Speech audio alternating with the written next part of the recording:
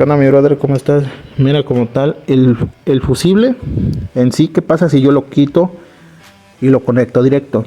Más que nada hay que recordar que el fusible es un seguro, es el que cuida o protege tu sistema eléctrico, ya sea de cualquier cortocircuito, de que la batería pues tenga aumentos repentinos de energía. Este es el encargado, es el que recibe el impacto.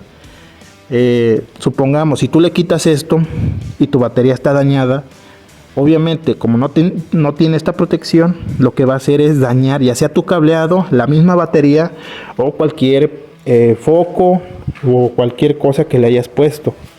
Por eso es muy importante que lo dejes, ya que es el encargado de proteger el sistema eléctrico de tu moto.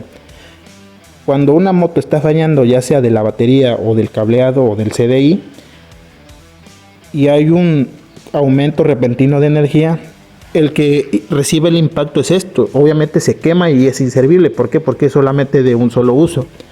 Se quema, hay que reemplazarlo porque obviamente pues ya no sirve, la moto ya no prende. Por eso es muy importante que lo dejen, no se lo quiten ni traten de poner estas puntas directas, ya que pueden provocar un daño. Si lo pueden utilizar, que se quemó, y pueden ponerle aquí un alambrite pequeñito, simplemente si no tienen el fusible, pero lo recomendable es ponérselo y cambiárselo inmediatamente, simplemente para la emergencia, ¿no? Si se llegaron a quedar tirados por ahí, pero nada más. Nunca conecten estas dos piezas, o en este caso estos dos cablecitos directos. ¿Por qué? Porque lo que están haciendo es que le están quitando el seguro, más que nada el seguro, el que protege lo que viene siendo el cableado de tu motocicleta, ¿no?